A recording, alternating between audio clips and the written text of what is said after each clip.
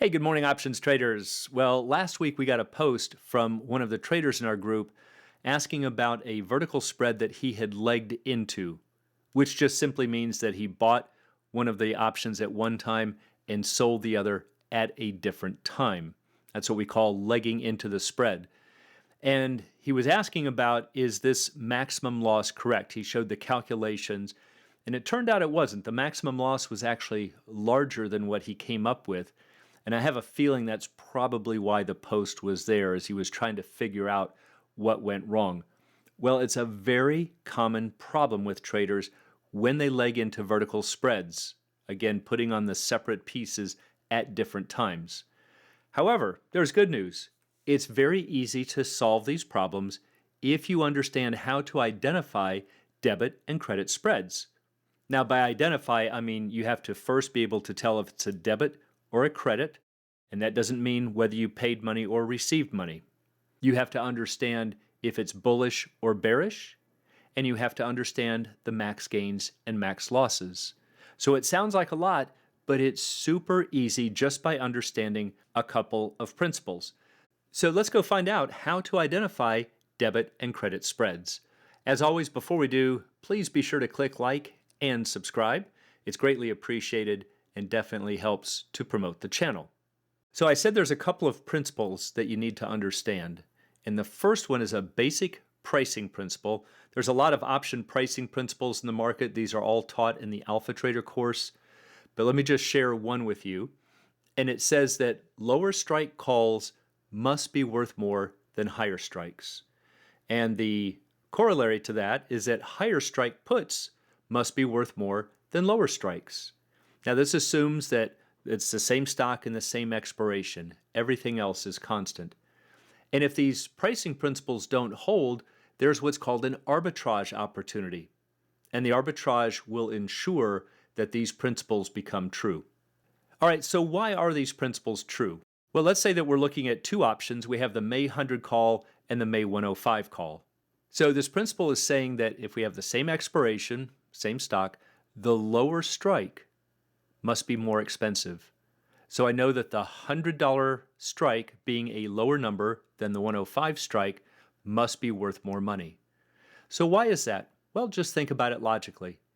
Would you rather have the right to pay $100 for the shares? Or would you rather pay more and pay $105? See, paying a lower price is better for the buyer. And so that's kind of an intuitive way to back into why this principle has to be true. Over on the put side, we get just the opposite. If we're looking at the May 100 put and the May 105 put, you know for sure that the 105 put must be worth more money. See, on the put side, it's giving you the right to sell. So for the seller, would you rather receive $105 or would you rather receive $100? See, receiving $105 or a larger amount is a better deal for the seller. And because it's a better deal, you're going to have to pay for it in the open market. So remember, if these principles don't hold true, it sets up an arbitrage which will force it to be true. So for example, let's jump over to an E-Trade platform, and I'm going to use Microsoft, but I encourage you to do this on your own. Pick a stock and index. You're going to find that these pricing principles always hold. Arbitrage is the reason. But let's take a look at the calls over here on the left.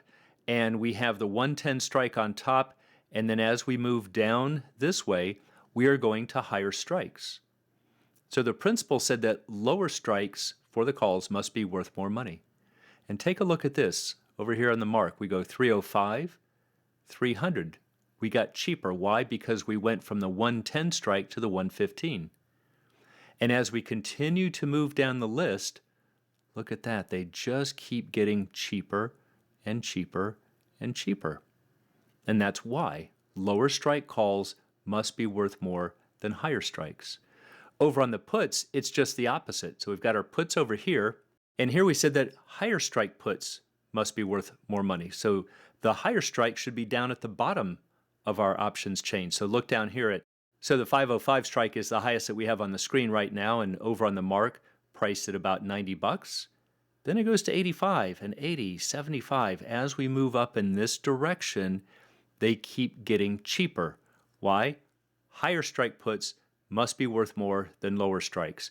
Arbitrage is the reason. So that will be super important to keep in mind going forward. So now with that, let's jump over to some vertical spreads. Remember, this is a strategy where you're going to buy one option at one strike and sell another option at a different strike, and they have to have the same expiration. Now there are two versions. We have a debit spread and we have a credit spread. And again, if you don't understand how to identify these, it's very easy to step into traps. Now, quick hint, just because you have spent money on a net basis, if you're legging into the spreads, does not mean it's a debit spread.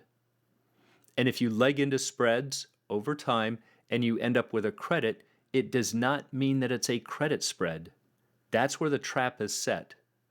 So let's find out, first of all, how to identify a debit spread, really the best foolproof way. Remember that a debit spread means you are buying the more valuable option. And now that you know how to identify the more valuable option, if you are buying that one, the spread must be a debit. By definition, you are spending more money than you're collecting, and that's a debit spread. So if you are buying the call spread, it's bullish, and if you are buying the put spread, it's bearish. Now, anytime that you buy a spread, if it's a debit spread, it's an asset. We've talked about this before. Just like anything else, if you buy shares of Microsoft, they might go up in value. That's an asset. Of course, they can go down, but they have the ability to appreciate over time. That's an asset.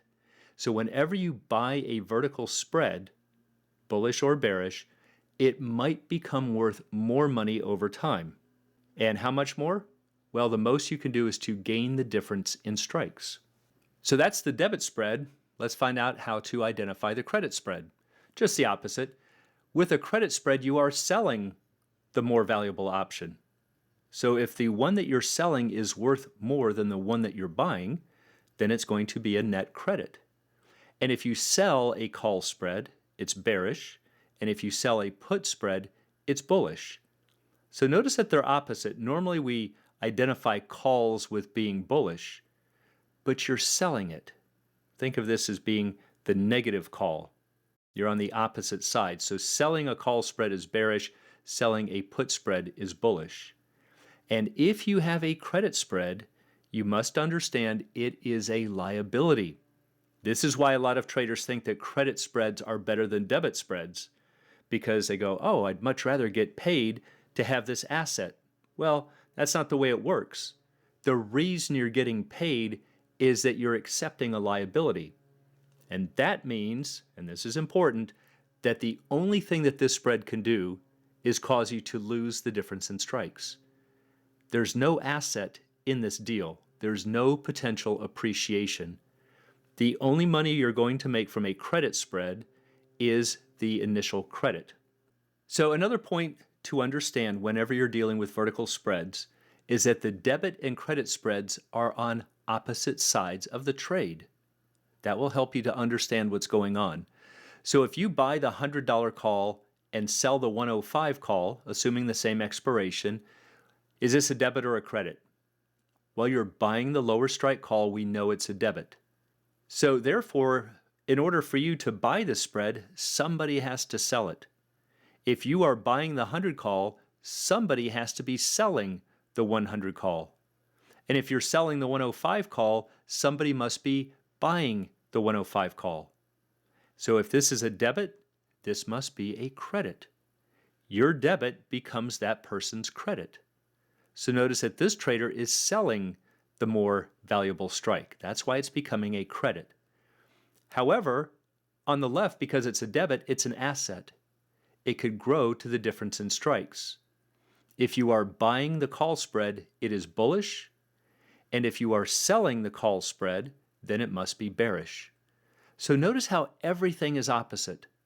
Whatever this trader is buying, this one is selling. This guy is selling, this guy is buying. This guy has a debit, this one has a credit, this one is bullish, this one is bearish. That's important. The trader on the other side has exactly the opposite outcomes and the opposite views. All right, so once we've gotten that under our belt, let's take a look at max gains and losses.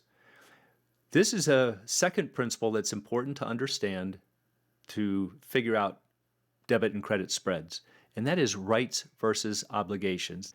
This is the most fundamental level for options, that at their very core, they are simply rights or obligations. So if you buy the May 100 call and you sell the May 105 call, this is your vertical spread. We know it's a debit, right? You're buying the more valuable strike. Let's say that it's a net debit of 3. Now, what about the max gain? Well, what's your right by buying the 100 call? You have the right to buy stock at 100. And by selling the 105 call, you have the obligation to sell for 105. So think about it.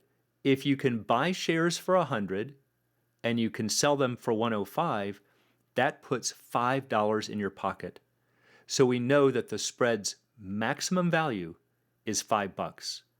No matter how high that stock price goes, this 100-105 vertical spread will never reach a value greater than 5. Well, if you paid $3 for it, then your maximum loss is 3, the amount you paid, and your maximum gain must be 2. If you paid 3 and you end up selling for 5, your maximum gain is 2. So now your risk graph would look like this. We know it's bullish. We have a max loss of 3, that's the debit. The most the spread could be worth is the difference in strikes, or 5, and therefore it leaves you with a potential $2 gain. Now let's look at the credit spread max gain and loss. Let's say that you're the trader on the other side. You sell the May 100 call and you buy the May 105 call. Yes, you're going to get a credit. The buyer paid 3, you're going to receive that $3 credit. But remember, this is not an asset, it's a liability. So the spread's, what's technically the minimum value, is -5. That's the very smallest number it could ever be. It can only go against you by $5. The very best it could do is to be worth 0, in which case you keep the full 3. So take a look at what's happening. You have the obligation to sell for 100, and you've got the right to buy for 105. So again, think about it. If I sell shares for 100 and I buy them at 105, that's a $5 loss. There's no benefit to me. It's simply a potential liability. So what's my maximum gain? Well, it's the credit that I collected is 3. And what's the maximum loss? If the spread can go against me by 5, but I receive 3, then my maximum loss is 2. All right, so we're selling the call spread. I know it's bearish with a max gain of 3, and therefore there's my risk graph. There's my max gain of 3, my max loss of 2. So once again, remember that this trader is on the opposite side of the buyer of the spread. So here is the call buyer, the 100-105 spread in black. Here is the call seller of the 100-105 spread in red. So notice that, remember, the buyer paid 3, that's the maximum loss, and that happens to be the maximum gain for the spread seller. The maximum gain over here for the spread buyer was 2, and therefore it's the maximum loss for the spread seller. Everything is opposite. All right, so now with that background, let's find out where the traps are set and why it can be confusing when you leg into spreads. Let's start with a debit spread. Let's say that you buy the May 100 call for 5, but instead of selling the 105 call at the same time, you do it at a later date. And let's say that you sell the May 105 call and you collect 6. Well, in this case, you're going, hey, it's a credit of 1. I paid 5 and I have collected 6, so I have a credit spread. No, you don't. This isn't a credit spread. You are in possession of the lower strike. You're in possession of the more valuable call. You've got the right to pay 100, the obligation to sell at 105. So it could still be worth $5. So the better way to see this is that it's a debit spread at a negative cost. It is still bullish. So this becomes your risk graph. The entire thing is shifted up above 0. The very worst that can happen is that you make 1, and yet the spread could still make another $5 for a total of 6. But now you should be able to see why you're not ever going to be able to do this from the onset. That would be an arbitrage. But over time, that can certainly happen. You buy the $100 call at one price, the stock starts really shooting higher and higher, and at a later time, you sell a higher strike for even more money than what you paid. So that would be more of a kind of a hedge. Let's get all of our principal back, but still potentially make more.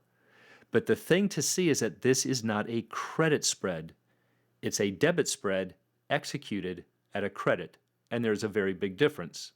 All right, so what happens if you leg into a credit spread? Now, this is actually what happened to the trader who posted the question. So watch what happens here. He bought, let's say, the May 105 call for 5. These aren't the actual strikes, but I'm just going to use these. But he bought an option for some price. And then at a later date, let's say he sells the May 100 call for 3. So notice what happened. He sold the more valuable strike. He was long the 105, and then he sells the 100 call. My guess is that the position might have been going against him, and then he was thinking, let me get some credits in to try to offset this. So he gets this credit for 3, and so what he's thinking is that he has a net debit of 2. He's thinking, I spent 5, I collected 3, I have a debit spread, and therefore I can make the difference in strikes. That is absolutely not true. This isn't a debit spread. It's a credit spread at a debit. How do we know it's a credit spread? Because you sold the more valuable strike. Just because you did it over time and did it at a debit, that's a different story. But it's still a bear spread. What really happened here is that you've paid someone to accept a liability. So that would be like me saying, I'm willing to insure your car for the next year if you let me pay you $500. That's what you're doing. You're paying someone to accept a liability. And all that's going to do is put you into a guaranteed loss. So think about it. If you have spent $2 on a net basis and you might be able to lose 5 and it's bearish, this is your risk graph. The very best that can happen is you lose 2. See, everything's below 0 here. And yet it could still go against you by $5, so now it might be -7.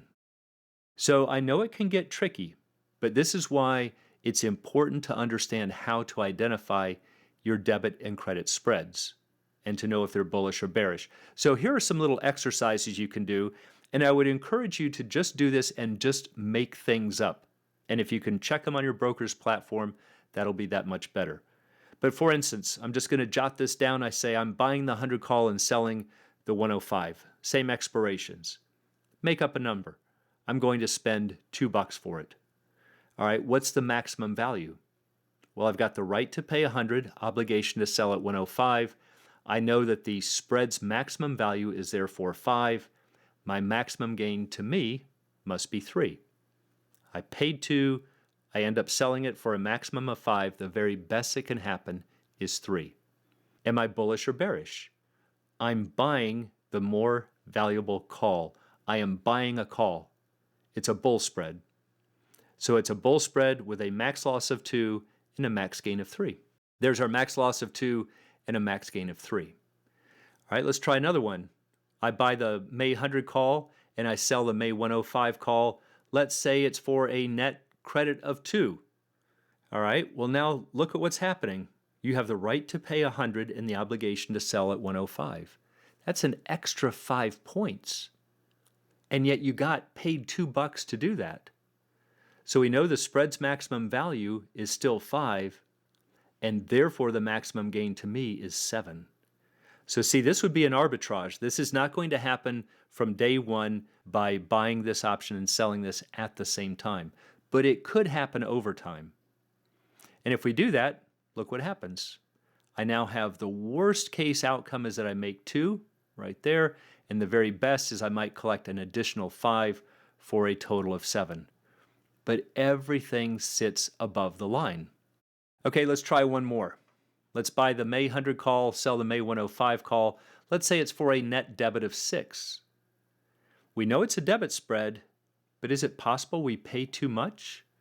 Well, remember, the maximum value is 5. So what's the maximum gain to me? If the very best I can do is collect 5, but I paid 6, the very best I can do is lose 1. And this is effectively what happened to that trader. And so we know it's a bull spread. We're buying the more valuable call. But I know that the very best I can do is lose 1, and the very worst I can do is lose 6. So this becomes my risk graph. Very best we can do is lose 1, right there. Everything's below 0. And the very worst that can happen is that I lose 6. Because what happened, remember, we paid 6, we're bullish, the stock starts going up. The very best we can do is put another $5 in our pocket. So the very best we can do is get to -1. And again, this is effectively what happened with this trader. He had legged in over time into a debit spread, but it was really a credit spread. And that's what locked in the loss. So again, I know it can get confusing, but this is why it's super important to understand these principles. Give yourself a little time to work with it, and then you'll have a very good way of making sure you don't step into traps when legging in or out of vertical spreads. And for anyone who'd like to learn more about the art and science of options trading, please check out the Alpha Trader course, Strategy Lab, and a Candlesticks and Technical Analysis course. It's all at optionsa2z.com. Also, please join us on Options A to Z's Facebook trading group, and you can find a link in the description below.